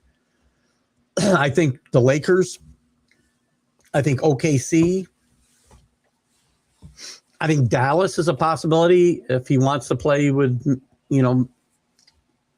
maybe the best up-and-coming player who's not quite there yet, but will be in Cooper Flag. I mean, that would be a pretty good team. If Kyrie Irving comes back, as much as I have harped on Kyrie Irving over the years, he's still a pretty good player. When he's not, worrying about the world being flat. But if you had a healthy Irving and Cooper Flag and Giannis, well, guess what? Dallas gets much better really fast. Have they hired a coach yet, by the way? I don't think they have. And there's a good morning back to John Gonzalez.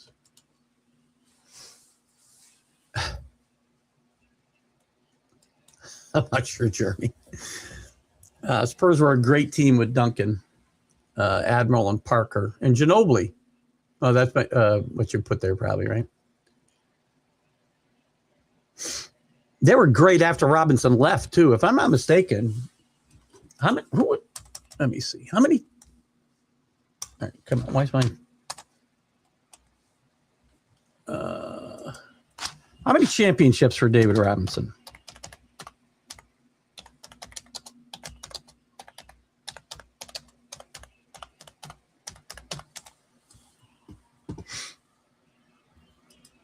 He won 2. He was with them for 2 of the 5 that they won during that, 9 years they won 5 titles, I think. Anthony's Orioles are finally hitting and scoring. The Orioles have played better. The Blue Jays have played better.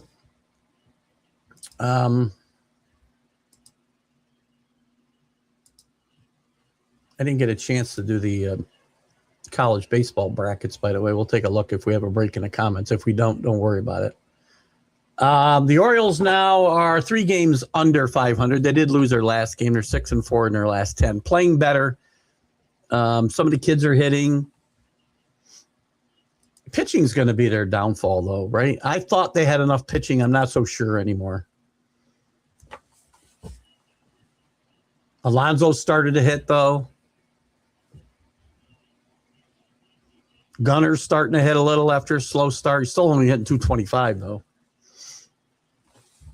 Taylor Ward's shown no power at all. One of the worst signings of the offseason. 2 home runs and 235 at-bats.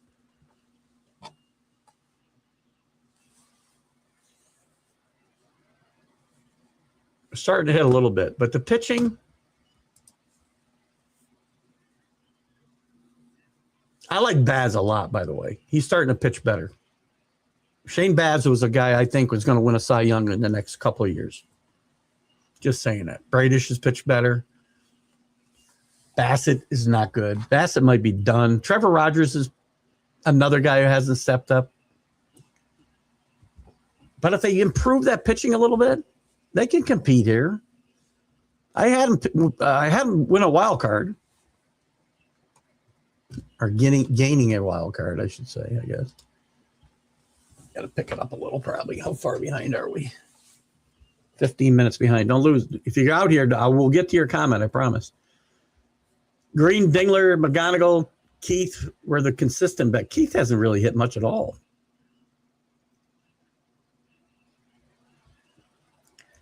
Bullpen wrap. So's your starting lineup, though. All your pitchers are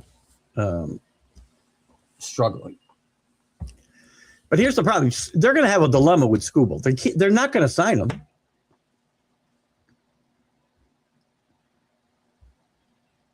I mean, you trade him and try to win anyway. Maybe you get a pitcher back. It'll be very interesting what they do. And how much the labor issues, the labor uncertainty, how's that going to affect the trade deadline this year? It's going to be very interesting. I got to pick it up a little here.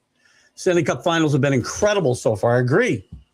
Great. But listen, I think the TV ratings are probably affected by the fact that you don't have huge markets involved there or historically great names.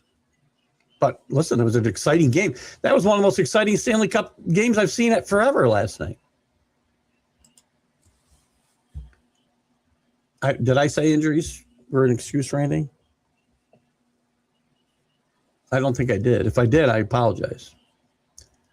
I point out injuries, but I don't, again, I'm not sure which injuries we're talking about and where I might have made an excuse. But please point out to me, because I'd like to correct the record. If I said something about injuries, I wasn't using it as an excuse. I mean, injuries are a fact, but they're not a reason or an excuse. Or they can be a reason, but not an excuse, if that makes any sense. You got to find out. You got to be deep enough to overcome injuries. So yes, injuries shouldn't be. So let me know what I said, and I'll correct it. Oh, Verlander. He's older than me. Just get to the World Series, and he'll be great. Flaherty. Mize is scheduled to pitch a simulated game this morning. You get Mize and Skubal back, you'll be okay. You're only 5 games out of wild card. As bad as the American League is, nobody's out of the wild card race except for maybe the Angels, because they're the Angels. But you got a dilemma what to do with Skubal, too. You can play it out, try to win with them. But is this team good enough to win it all? If they're not, you might as well trade them. I mean, if you're just going to get a wild card berth and win maybe the wild card route and go out in the division series, does it make any difference if you trade Skubal for something rather than play out the string? Unless you think you can win the World Series, it makes no sense to keep Skubal. None. Jeremy Fax on the Warriors. Thank you.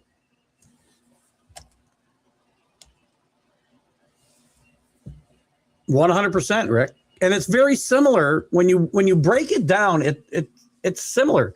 Watch guys like Bridges move without the ball. Bridges reminds me of Bradley, always moving without the ball. But they aren't moving to try to get open at 15 feet. They're moving to try to get open at 22. Now the Knicks do go to the hoop a little bit too, and Cat has a really good mid-range jumper, which a lot of guys don't have anymore. I'll agree with you guys. The NBA is a tough watch in the regular season most of the time. You get to the playoffs, though, it's different. Just different. Teams step it up on defense. They move the ball better. Most teams. Having Magic and Cavs back-to-back versus the Pistons. They had the biggest to shut down. Duran need another shooter maybe next to Cade. Oh, we're talking about the Pistons and their issues. Yeah, I do think you need another scorer in that team, for sure.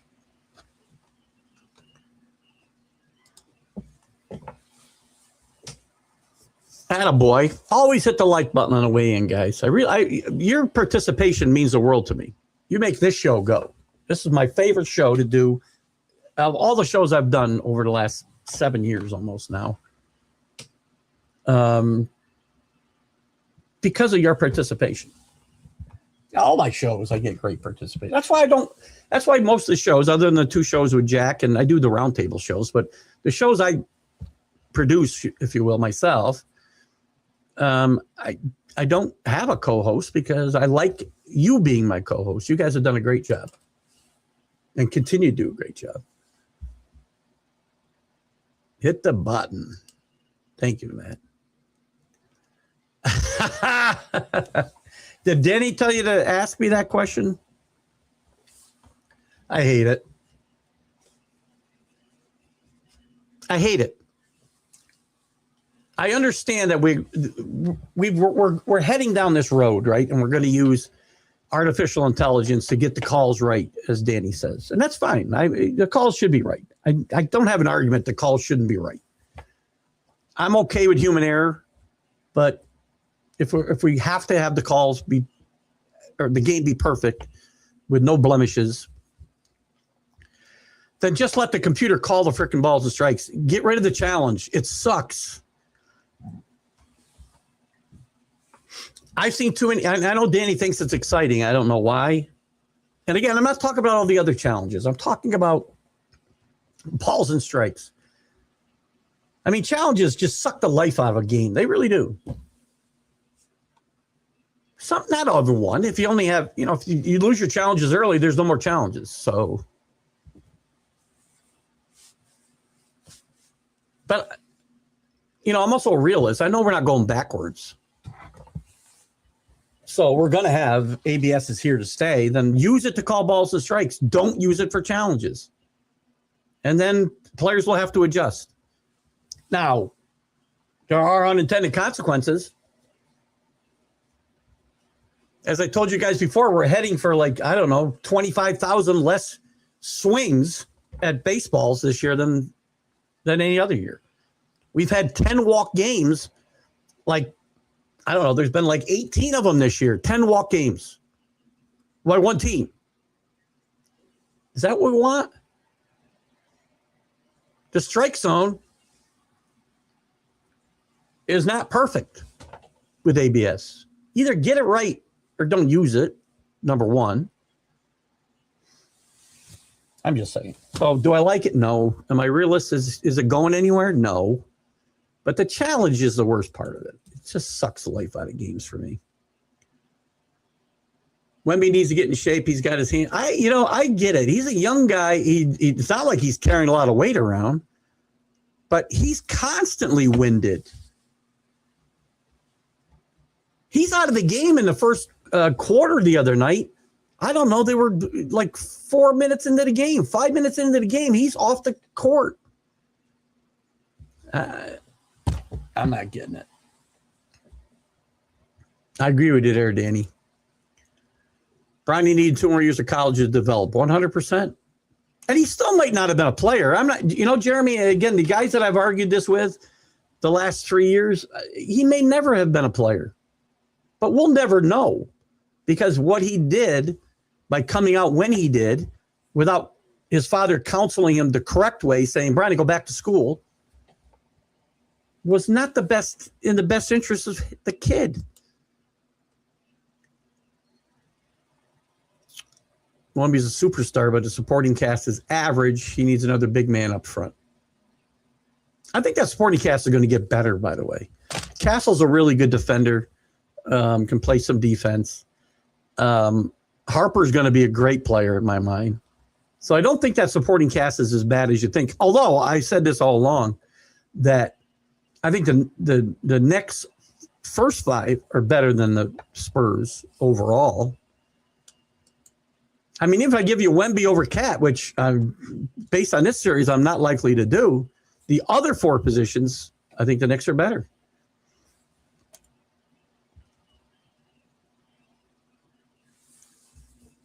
The key thing is nobody thought Cat would be this good against Wemby. I didn't. And again, it isn't all Cat on defense. As they've kind of rotated him and Robinson and OG. I thought we'd see more OG on. You still might see more of OG on Wemby, but Cat's a better player than I ever gave him credit for, ever. He's a great player, and he's gotten better, on the bigger stage. I wasn't a huge fan of that trade, quite frankly, and it's worked out really for both teams, I think. Jeremy saying for the Spurs, they always have a good. They do. Well, not always. I don't know who the center was here before Wemby got here. Brewers are playing great baseball. Again, I thought they'd take a step back this year, but they're getting good pitching.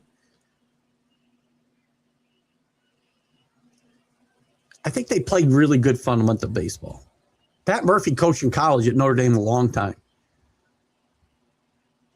And a guy who, again, paid his dues before he got to be a manager. And I really think he believes in strong fundamental baseball. And if you don't play it, and if you do stupid nonsense like who's the kid the other 2 weeks ago, freaking with the crotch chop, he's going to call those guys out. Unlike some other guys I won't mention. I don't know if it's fake news or real, but did Rock? I don't think so. I'll take a look. I did not hear that, Danny. So that's a problem with news today. Oops, David Rivers. David Rivers, great guard with the Marquette years ago. He is not. I don't think they filled that job yet. LOCA, good to have you with us. We got about 10 minutes left or so. Spurs need to thank the ridiculous NBA lottery and their success. I love what they've done with the new lottery rules, by the way. The NBA lottery, for their success, they've gotten players they don't deserve. I don't know. I mean, again, based on the way it's done, I can't say they don't deserve them. The draft should be for teams with the worst record. Brooklyn gets screwed every year.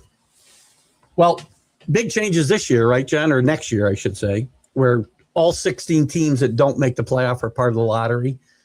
And the teams that finish with the first two records get less ping pong balls than a team that finish, or maybe it's the first three. 4 through 9, I think, get more ping pong balls than 1 through 3. And it's only like 3 balls, 2 balls, 1 ball. So I think the teams that finish with the 3 worst records get 2 ping pong balls. The teams from 4 to 9 get 3 ping pong balls, and the 10 through 16 get 1. Much fairer than what they're doing now. Listen, I've said forever, and they want to stop tanking, right? I've said forever, you want to stop tanking, there's one easy way to do it. And before somebody sues me, I didn't come up with this idea. I'm just a proponent of it.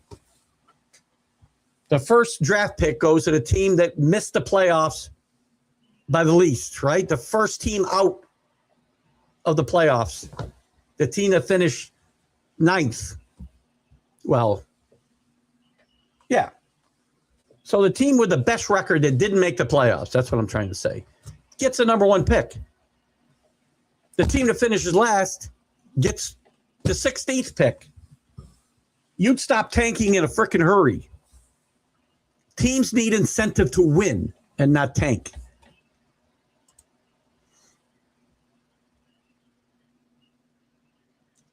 Keys to the slump. He's not hitting 300. Did I look at that wrong, maybe?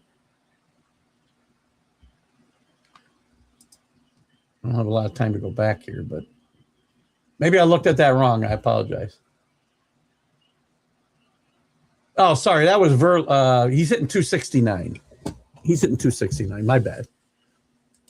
He's hitting better than I thought, but no pop at all. He's got 10 extra base hits, 8 doubles, no homers.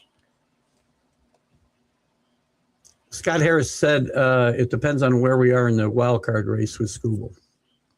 But again, regardless, though, Jeremy, if you don't think if your team has a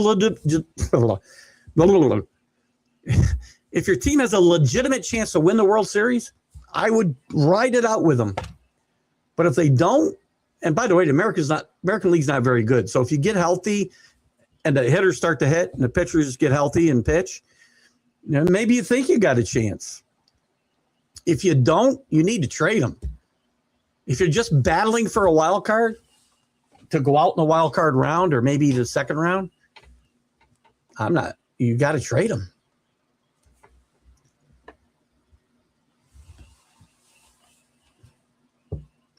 How about him signing a contract, which would change and again, he's doing what he has a right to do. If the salary cap gets put in, he's not ever going to get the money he thinks he's going to get either.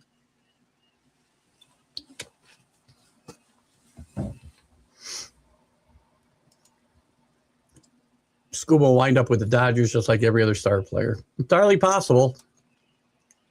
John,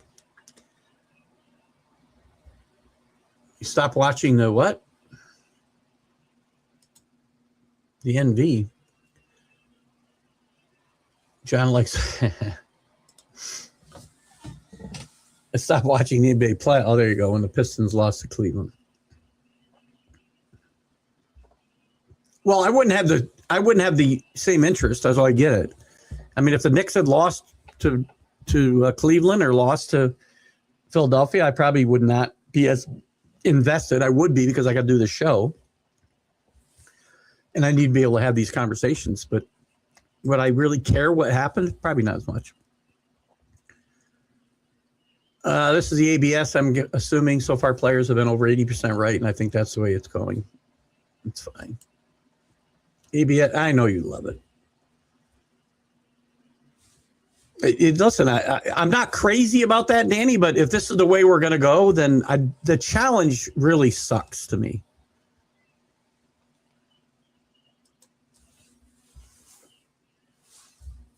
Thank you, John.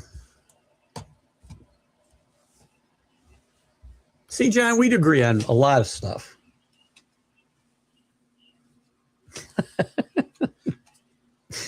Joe's never leaving my side again. Jeremy says his prediction, trying to get caught up here, guys. Prediction is the Tigers are 6 or more out of the wild card race and Scuba gets traded. Again, not my point. The point is, if you're in the last wild card slot, does that automatically mean you think you have a legitimate chance to get to the World Series? Maybe it does, because again, the American League's not very good, so it's entirely possible. I'd move them. Get it right or don't use it. Exactly. That's why umpires have become more obsolete. Well, ABS has shown a couple of times it's not perfect either, by the way. So just be careful there.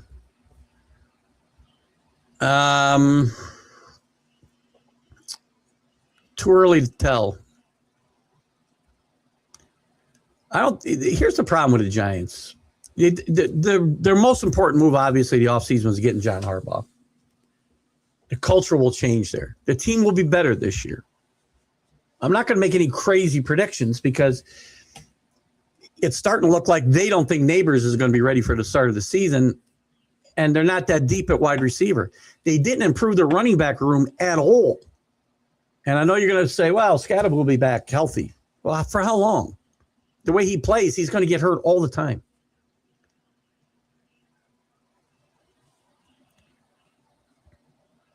They didn't bring anybody in that running back room.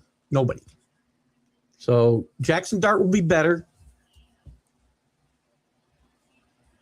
This team still needs, and the defense will be better.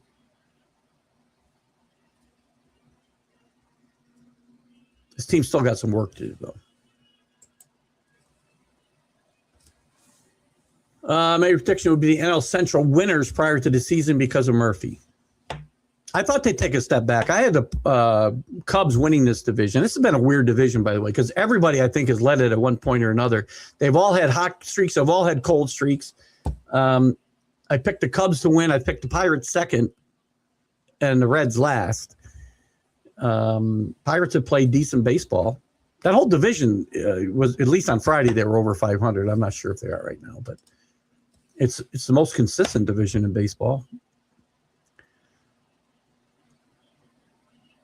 Well, I wanted Tibbs to keep the job. And my argument that Tibbs getting fired was wrong had nothing to do with Mike Brown.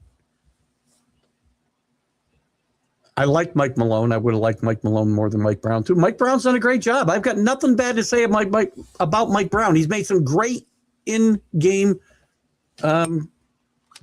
adjustments.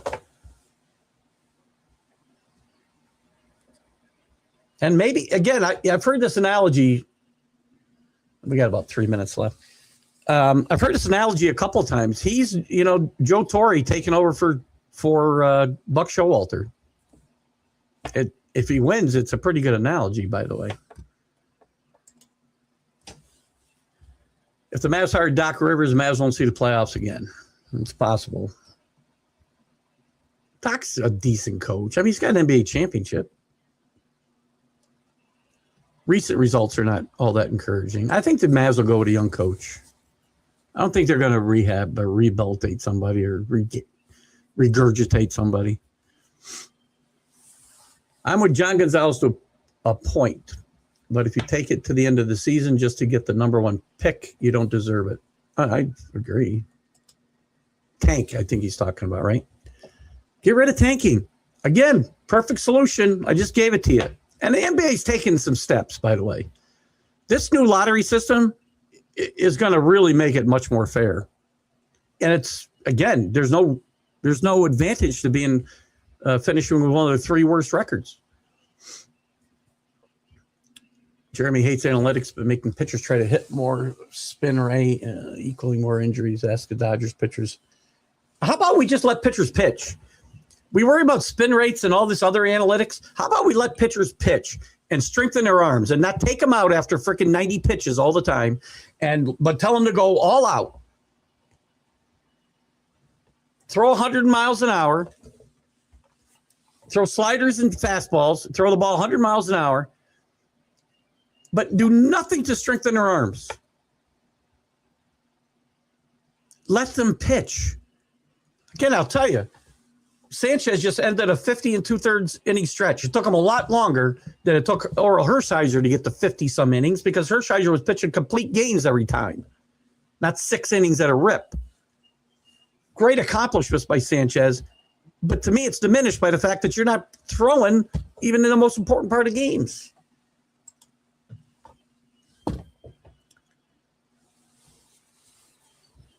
Og is right. Again, and it also points out to me that they don't think Neighbors is going to be ready to play. Rumor has it the Mets trading Peralta to the Dodgers. If the Mets are sellers, then Peralta's probably gone.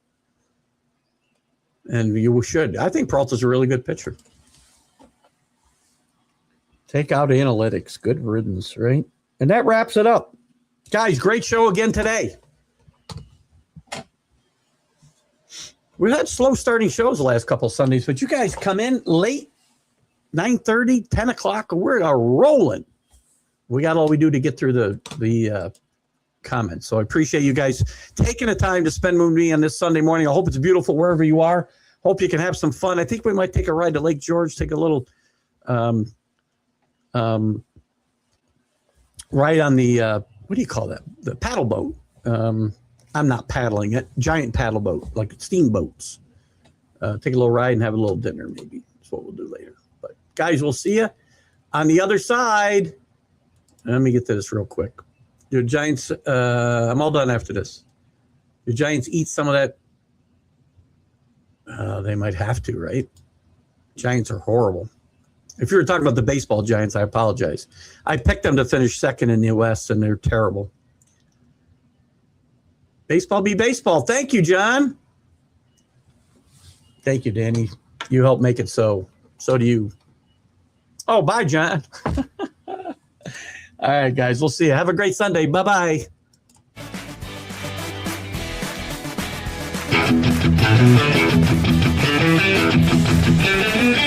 Thank you.